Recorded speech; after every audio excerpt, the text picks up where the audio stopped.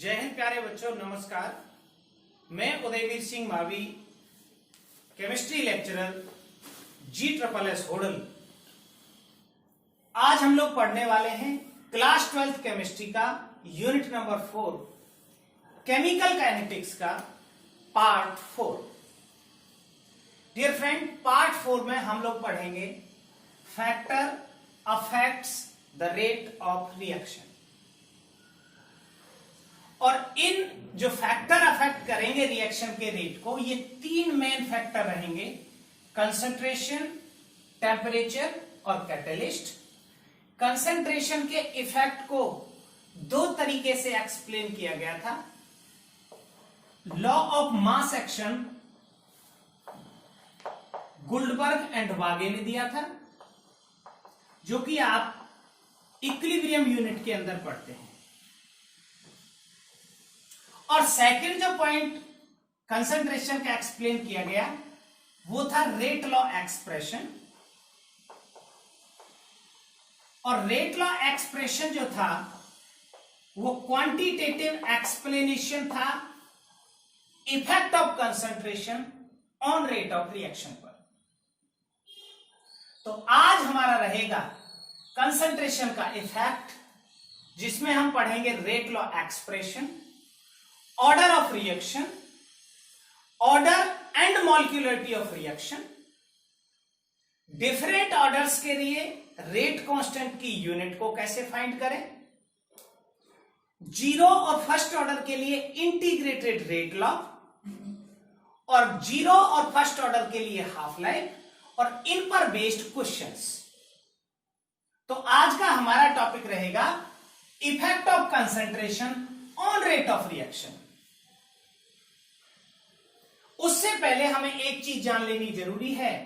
Rate of reaction को हम represent करते हैं dx ओवर dt से, और इसकी डेफिनेशन होती है the change in the concentration of reactant and product with time called rate of reaction.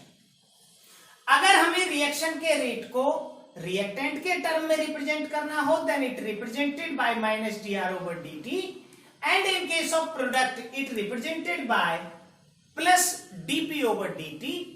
The minus and plus sign in reactant and product concentration represents the decrease and increase in the concentration of reactant and product respectively. तो आइए करते हैं शुरू effect of concentration on rate of reaction. तो ये जो दो factor हैं, इनको हम बाद में एक्सप्लेन करेंगे अलग से आर्हेनियस इक्वेशन और कॉलिजन थ्योरी के अंदर। इसके साथ साथ हम सारे क्वेश्चंस भी डिस्कस करते जाएंगे। डियर फ्रेंड, एक एग्जांपल लेते हैं। एक रिएक्शन है AA plus BB। Small a and small b are the number of moles of reactant and product respectively, is equal to CC plus DD। ये कोई रिएक्शन है। लॉ ऑफ मास एक्शन कहता था the rate of any chemical reaction dx over dt directly proportional to the multiplication of active masses of reactant A and reactant B, proportional to A की power A and B की power B, and dx over dt is equal to K A की power A, B की power B, which is equal to number of moles of reactant। ये था law of mass action. इसने बताया था किसी भी रिएक्शन का रेट रिएक्टेंट की कंसंट्रेशन पर डिपेंड करेगा, लेकिन कितना करेगा ये एक्सप्लेन नहीं कर पाया था। जो बाद में एक्सप्लेन किया गया रेट लॉ एक्सप्रेशन से, तो प्यारे बच्चों, आज का हमारा जो इंपॉर्टेंट टॉपिक रहने वाला है वो है रेट लॉ एक्सप्रेशन। तो सबसे पहले हम समझेंगे रेट लॉ एक्सप्रेशन क्या है और डिफरेंट ऑर्डर्स के लिए हम इसको कैसे लिखेंगे। तो ये जो rate law law of mass action था, इसी में किसी भी रिएक्शन का रेट रिएक्टेंट की जिस पावर से अफेक्ट होता हो वो अननोन पावर बन जाती है रिएक्टेंट की, और इसी को हम कहते हैं रेट लॉ एक्सप्रेशन। अगर मुझे इसी रिएक्शन का रेट लॉ एक्सप्रेशन लिखना पड़े तो वो लिखा जाएगा dx over dt is equal to k rate constant है, a की पावर x, b की पावर y। जो नंबर ऑफ मॉलिक्यूल्स है वो उनके साथ मल्टीप्लाई हो जाएगा उनका, और जो x और y हैं, x plus y is equal to हमारा रहेगा ऑर्डर ऑफ रिएक्शन। ये अननोन पावर्स होती हैं जो किसी भी रिएक्शन के रेट को अफेक्ट करती हैं। So this is rate law expression. कोई भी रिएक्शन देकर आपको उस रिएक्शन का रेट लॉ एक्सप्रेशन लिखवाया जा सकता है। अगर इसे रिएक्टेंट के टर्म में लिखना होता तो रिएक्टेंट के टर्म में हम इसे यहां लगा देते माइनस dr ओवर dt, बस इतना अंतर आता।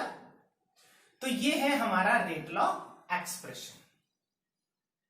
अब इसी पर बेस्ड सबसे पहले हम पढ़ेंगे ऑर्डर ऑफ रिएक्शन की डेफिनेशन एग्जाम्पल के साथ, फिर हम डिफरेंट ऑर्डर्स के रेट लॉ एक्सप्रेशन लिखेंगे जिसे हम कहेंगे differential rate law.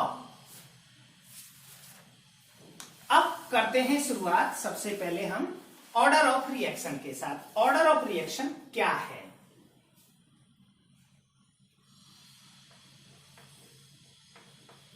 Dear friends, order of reaction है the sum of powers in rate law expression is called order of reaction.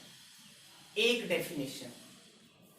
दूसरी डेफिनेशन है the number of molecules of reactant in rate determining और slow step of reaction called order of reaction. उसको हम order of reaction कहेंगे। ये rate determining step ये उन reactions के लिए हम यूज करते हैं जो रिएक्शन एक से ज्यादा स्टेप में कंप्लीट होती हैं। तो उसमें जितने मॉलिक्यूल पार्टिसिपेट करते हैं स्लो स्टेप में, ऑर्डर ऑफ रिएक्शन का जो डेफिनेशन है वो ये रहता है the number of atom, molecule और ions present in rate determining step of a reaction called order of reaction. या एक और तरीका है इसका कि आपने अगर किसी रिएक्टेंट की कंसंट्रेशन को चेंज किया तो after the change if there is no change in the rate of reaction तो पावर उसकी जीरो हो जाएगी और उसे कहेंगे हम जीरो ऑर्डर। अगर आपने कंसंट्रेशन को 2 टाइम किया तो रेट 2 टाइम हो जाए, आपने कंसंट्रेशन को 3 टाइम किया तो रेट 3 टाइम हो जाए, 4 टाइम किया तो रेट 4 टाइम हो जाए, तो चेंज इन कंसंट्रेशन की power x is equal to change in rate की पावर y। अगर दोनों इक्वल हैं तो वही ऑर्डर है। अगर आपने रेट को डबल किया, कंसंट्रेशन डबल करने के बाद रेट डबल हो गया, कंसंट्रेशन चेंज करने के बाद, तो उनका जो रेशियो आएगा वो 2:2 इज इक्वल टू 1 आएगा। अगर आपने कंसंट्रेशन को डबल किया, रेट 4 गुना हो गया, तो जो 4 होता है वो 2 की पावर 2 होता है, तो ऑर्डर हो जाएगी 2। तो ये ऑर्डर की डेफिनेशन है। तो डियर फ्रेंड, अब हम डिफरेंट ऑर्डर्स के लिए डिफरेंशियल रेट लॉ लिखेंगे, फिर हम लिखेंगे रेट कांस्टेंट की यूनिट, फिर कुछ क्वेश्चंस करेंगे। सबसे पहले किसी भी रिएक्शन का द ऑर्डर ऑफ रिएक्शन में बी 0, किसी भी रिएक्शन का ऑर्डर 0 हो सकता है और उन रिएक्शंस को हम कहते हैं zero order reactions. Zero order reaction ऐसी होती हैं जिनमें रिएक्शन का rate dx upon dt not depends on the concentration of reactant k a की पावर 0। तो इसमें जो रिएक्शन का रेट होता है वो k के बराबर होता है, और ये जो क्योंकि किसी की पावर 0 होने का मतलब 1 होता है, तो dx over dt is equal to k, और इसे हम कहते हैं specific rate, specific rate of reaction. Specific rate of reaction rate constant को कहते हैं जीरो ऑर्डर रिएक्शन के लिए, और इस k की वही यूनिट होती है जो रेट की यूनिट होती है। रेट की यूनिट होती है मोल, लीटर इनवर्स और सेकंड इनवर्स। जो किसी रिएक्शन की ऑर्डर है वो 0 हो सकती है, फ्रैक्शनल हो सकती है, 1 2 3 हो सकती है। अब अगर मैं फर्स्ट ऑर्डर रिएक्शंस की बात करूं, इसका आप ना यूनिट निकालने का एक फॉर्मूला लिख लेंगे कि अगर आपको किसी भी ऑर्डर के रेट कांस्टेंट की यूनिट निकालनी है तो रेट कांस्टेंट की यूनिट निकलती है कंसंट्रेशन की पावर k की यूनिट। कंसंट्रेशन होती है मोल पर लीटर, कंसंट्रेशन की power 1 minus n, n order of reaction है, इनटू टाइम इनवर्स, टाइम की पावर -1। अब कंसंट्रेशन चूंकि मोल पर लीटर है तो हम इसे लिखेंगे लीटर की पावर n-1, लीटर की पावर n-1, मोल की पावर 1 माइनस n, और टाइम की पावर -1। तो इस तरह से हम किसी भी ऑर्डर के रेट कांस्टेंट की यूनिट को फाइंड कर सकते हैं। तो ये सबसे पहले हमने लिखा zero order reaction. Zero order reaction का ये डिफरेंशियल रेट लॉ है। To express the rate of reaction in terms of reactant concentration is called differential rate law. मैं कुछ क्वेश्चंस भी कराऊंगा तो उसमें एक क्वेश्चन ऐसे भी आएगा, सबसे पहले डेफिनेशन पूछेगा what is order of reaction. तो वन वर्ड डेफिनेशन है the sum of powers in rate law expression. Rate law expression में सम ऑफ पावर्स होता है, वही ऑर्डर ऑफ रिएक्शन होता है। और इसको ऐसे लिख सकते हैं आप dx over dt is equal to k a की पावर x और b की power y। The sum of x plus y is equal to order of reaction. अब हम लिखेंगे यहां, ये आप जरूर नोट करेंगे, अगर कोई फ्रैक्शनल ऑर्डर की रिएक्शन है मीन उसका हाफ ऑर्डर आता है तो कंसंट्रेशन की power 1 minus 1/2 into second inverse. अगर उसका ऑर्डर 1.5 आता है तो 1 माइनस 1.5, तो ये आ जाएगा 0.5 माइनस का। अब लिखेंगे हम फर्स्ट ऑर्डर रिएक्शन, इसको नोट कर लेंगे क्योंकि ये आगे और रेट कांस्टेंट की यूनिट निकालने के काम आएगा। अब लिखेंगे हम first order reaction. First order reaction ऐसी रिएक्शंस होती हैं जिनमें रिएक्शन का रेट कंसंट्रेशन के डायरेक्टली प्रोपोर्शनल होता है। अगर आप जीरो ऑर्डर रिएक्शंस की बात करें तो जीरो ऑर्डर रिएक्शंस में रिएक्शन का रेट डिपेंड ही नहीं करता कंसंट्रेशन पर। फर्स्ट ऑर्डर रिएक्शन का जो रेट लॉ है वो इस तरह लिखा जाएगा dx over dt is equal to k a की पावर 1। यह है differential rate law first order का। तो इसकी यूनिट मोल पर लीटर, इसकी भी यूनिट मोल पर लीटर, ये कैंसिल हो जाएगा और इस वाले फॉर्मूले में जो यहां लिखा था कंसंट्रेशन की पावर 1 माइनस n, तो 1 माइनस 1 इज इक्वल टू 0, और किसी की पावर 0 होने का मतलब 1, तो k की यूनिट रह जाएगी सेकंड इनवर्स।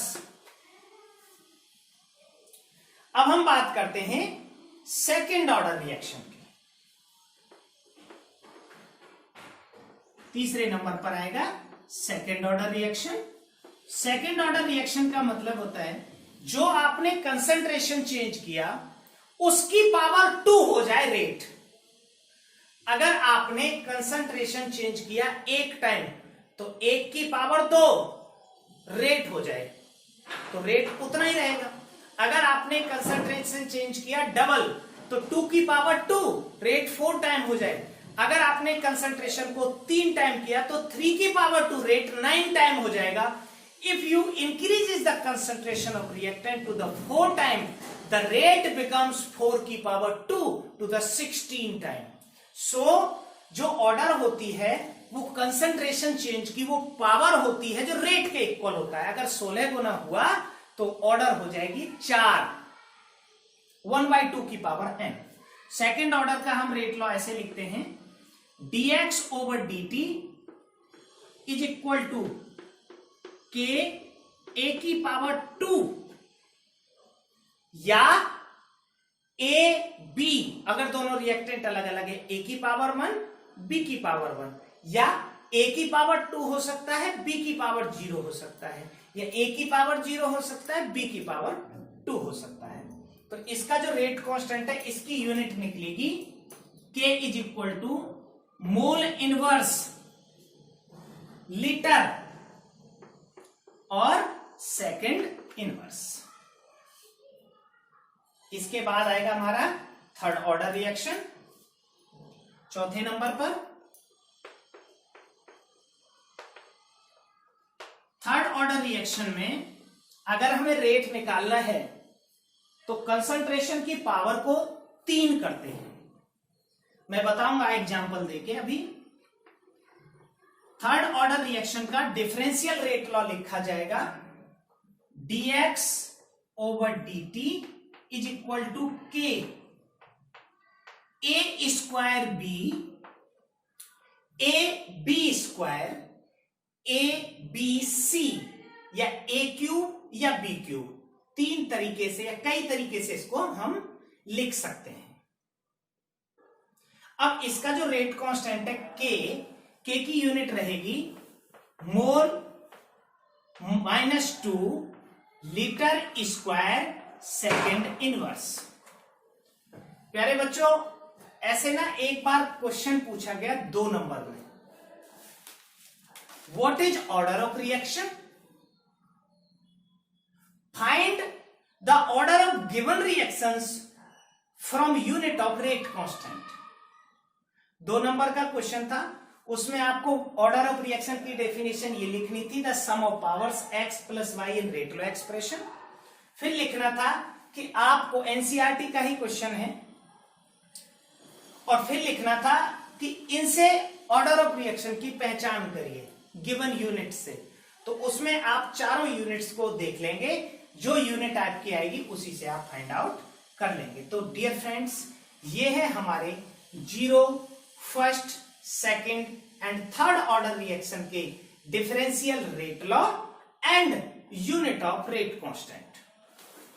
और अब इसके बाद हम पढ़ेंगे, अब इसके बाद इंटीग्रेटेड रेट लॉ और कुछ क्वेश्चंस करके देखेंगे इन पर बेस्ड। प्यारे बच्चों, अब हम डिफरेंशियल रेट लॉ पर बेस्ड 2 क्वेश्चन करेंगे। वो हमारे एनसीईआरटी का 4.3 इन टेक्स्ट क्वेश्चन है। क्वेश्चन देखेंगे, फॉर ए रिएक्शन, कोई क्वेश्चन है, for a reaction A plus B is equal to product. ये कोई रिएक्शन है और इसका जो रेट है for a reaction A plus B is equal to product, rate R is given by R is equal to K, A की power 1/2 और B की पावर 2। ये इस रिएक्शन का रेट गिवन है, डिफरेंशियल रेट लॉ है। अब कह रहा है what is the order of reaction. अब इस रिएक्शन की वो ऑर्डर पूछ रहा है। बिल्कुल सिंपल क्वेश्चन है। ऑर्डर इज इक्वल टू होता है sum of powers in rate law expression. तो ऑर्डर रहेगा 1/2 plus 2 is equal to 2.5 order है इस रिएक्शन का। हो गया question solve.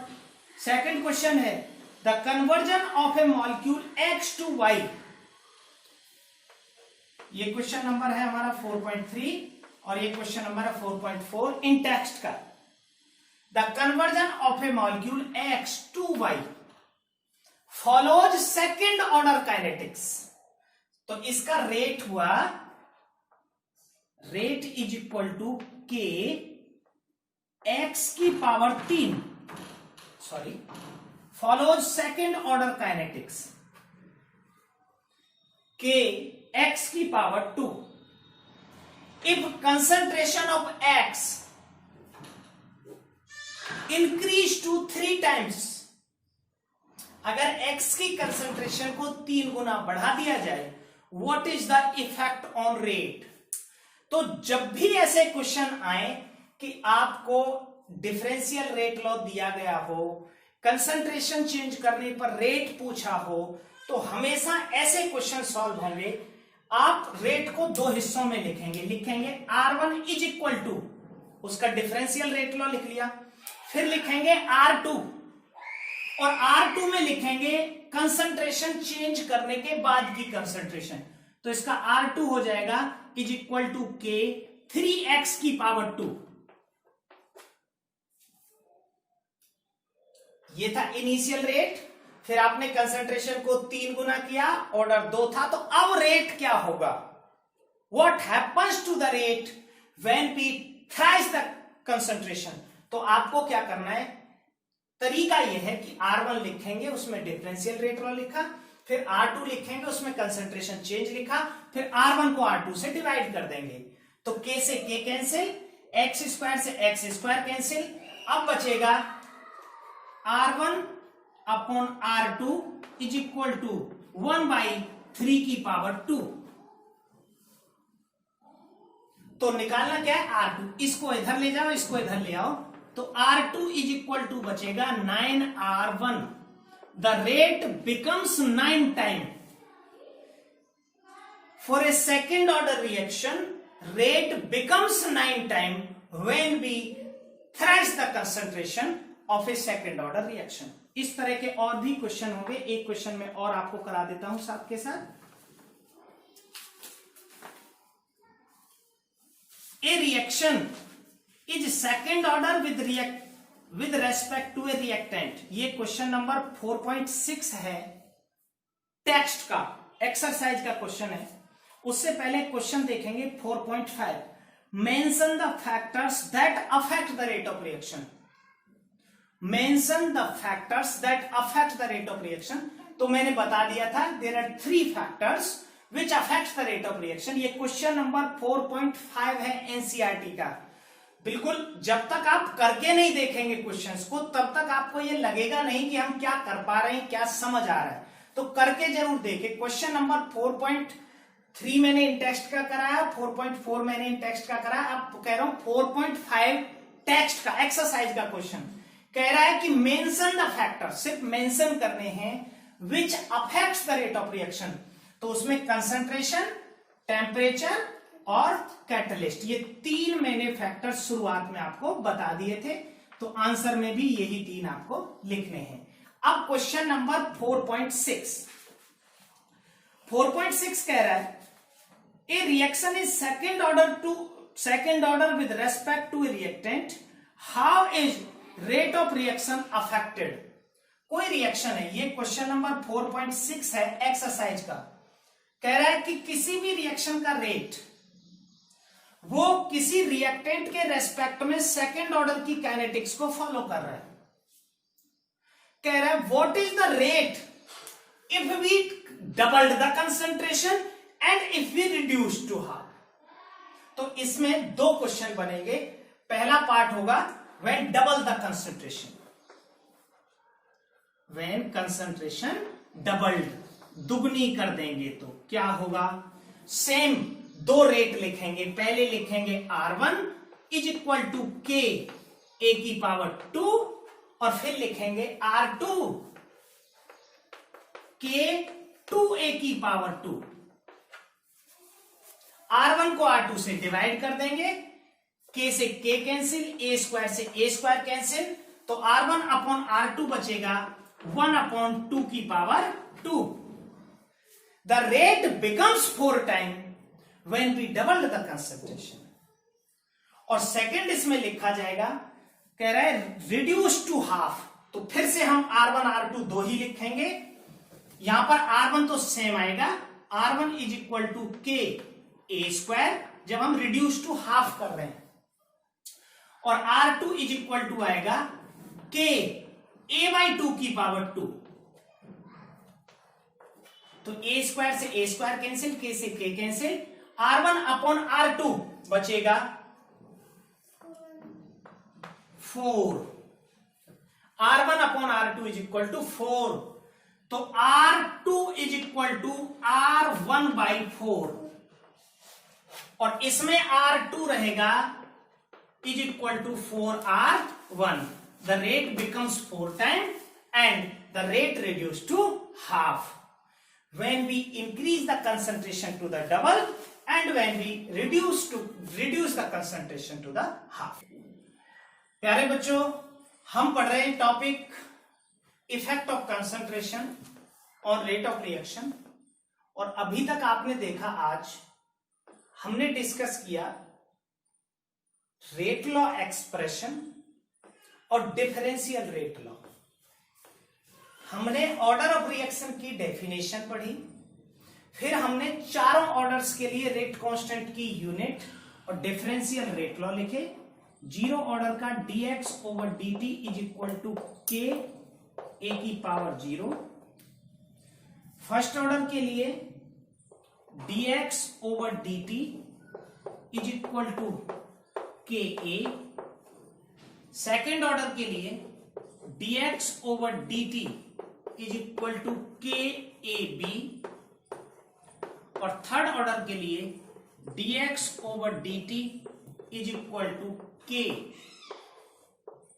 A square B, A B square, A B C, ये हो सकते हैं। अब हम इसी के अंदर में एक टॉपिक हमारा जो बड़ा रहता है ऑर्डर ऑफ रिएक्शन में, वो रहता है integrated rate law for zero and first order reaction with half life. और दो छोटे छोटे टॉपिक्स रहते हैं, सबसे पहले हम उनको करेंगे और फिर हम पढ़ेंगे इंटीग्रेटेड रेट लॉ। तो डियर फ्रेंड्स, सबसे पहले हम एक छोटा टॉपिक करते हैं और उसका नाम है pseudo unimolecular reaction.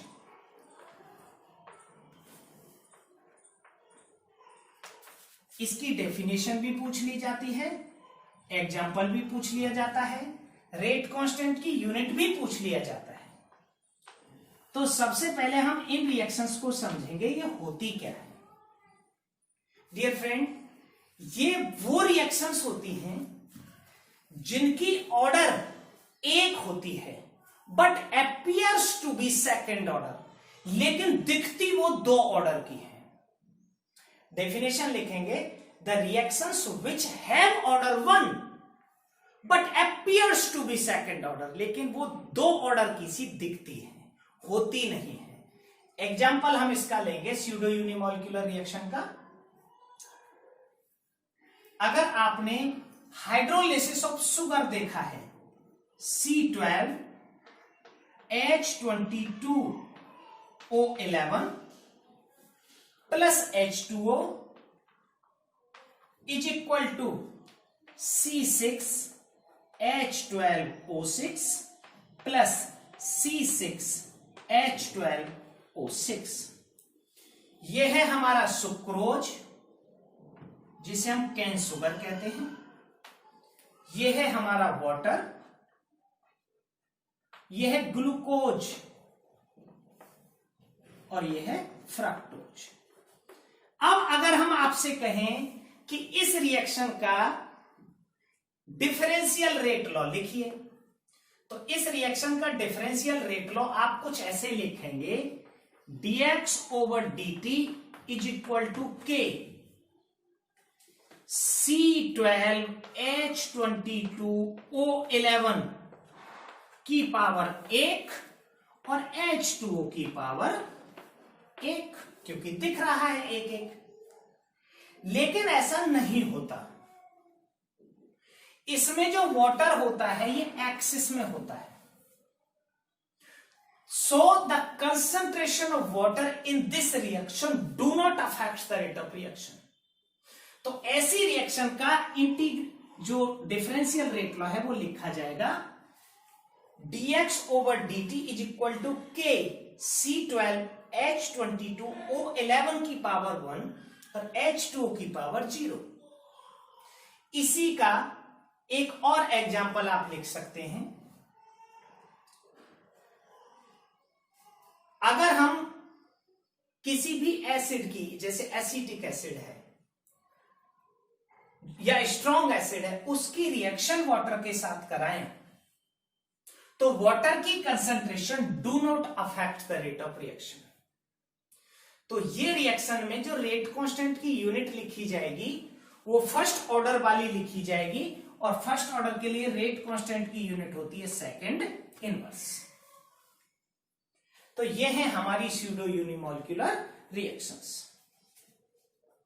Dear friends, अब हमारा एक टॉपिक रहता है, उसके बाद हम एक दो क्वेश्चंस पढ़ेंगे, और अब हमारा टॉपिक होगा difference between order and molecularity of reaction.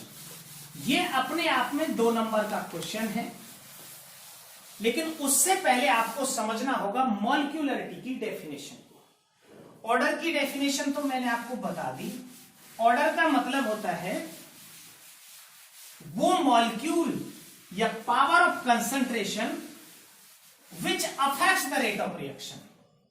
लेकिन अभी ऑर्डर की डेफिनेशन हमने नहीं बताई, तो मॉलिक्यूलरिटी, उससे पहले हम जब ये टॉपिक करें difference between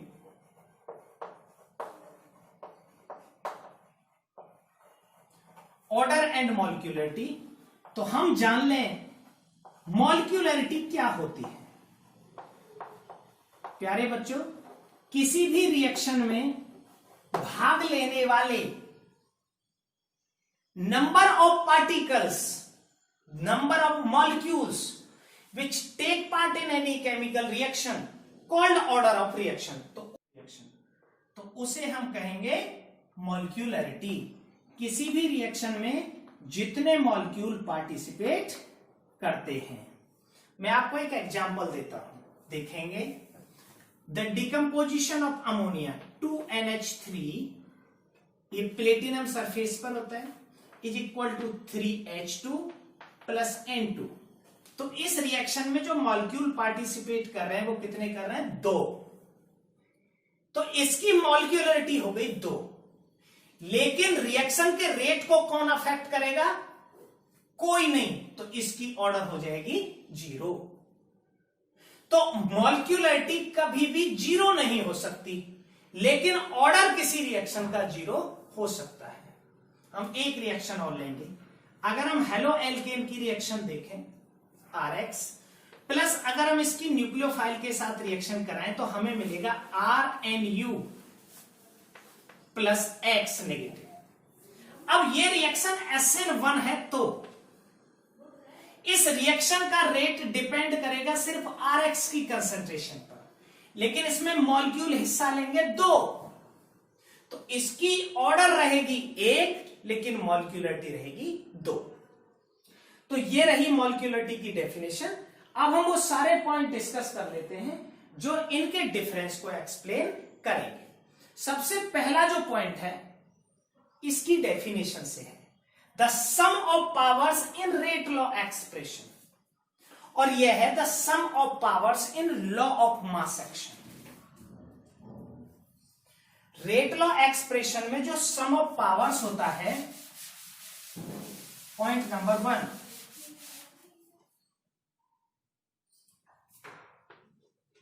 some of powers, ऐसे लिख सकते हैं dx over dt is equal to k, a की पावर x और b की पावर y। तो x plus y is equal to order.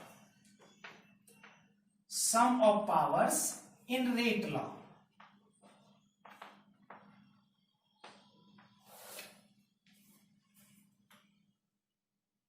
और ये है number of molecule take part in chemical reaction. Molecule ion या एटम कुछ भी हो सकते हैं।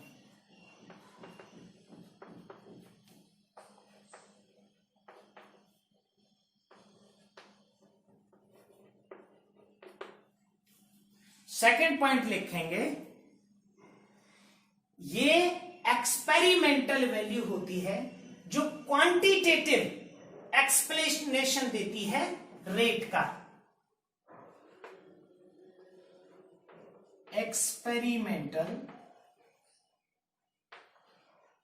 एंड क्वांटिटेटिव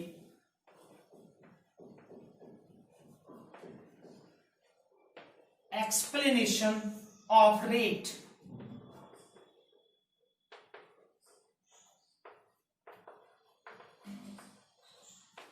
और जो ऑर्डर होती, जो मॉलिक्यूलरिटी होती है, ये सिर्फ थ्योरेटिकल एक्सप्लेनेशन होता है। Theoretical explanation of rate. तीसरा डिफरेंस है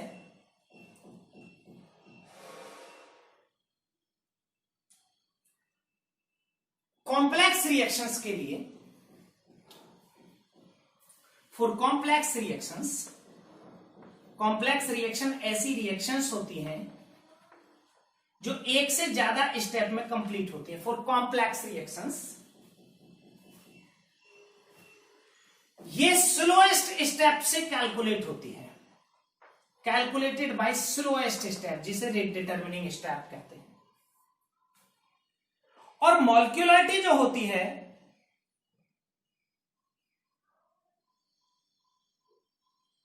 स्लोएस्ट स्टेप के अंदर जो मॉलिक्यूलरिटी होती है वो ओवरऑल ऑर्डर के बराबर आता है।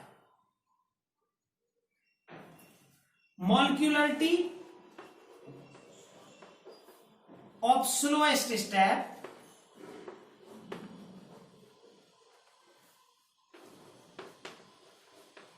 is equal to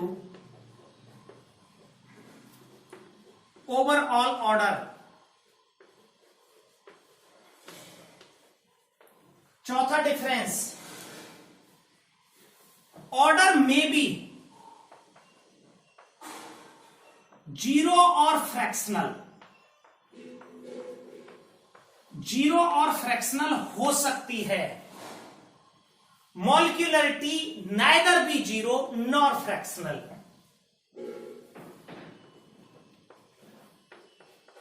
not zero and fractional.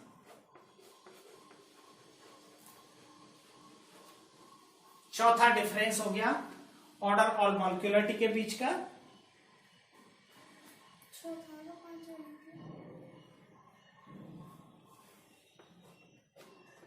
Fourth, और नेक्स्ट है हमारा ऑर्डर ऑफ रिएक्शन को चेंज किया जा सकता है कंसंट्रेशन, टेम्परेचर या प्रेशर की कंडीशंस को चेंज करके, but the molecularity of a reaction never change by change in the external conditions. So this is the difference between order and molecularity of a reaction. और प्यारे बच्चों, आज हम यहीं तक पढ़ते हैं। अगले लेक्चर में, अगले वीडियो में हम मिलेंगे आपको the integrated rate law of zero and first order reaction with their half life, और उसी के साथ साथ हम डिस्कस करेंगे क्वेश्चंस को साथ। So thank you and have a good day.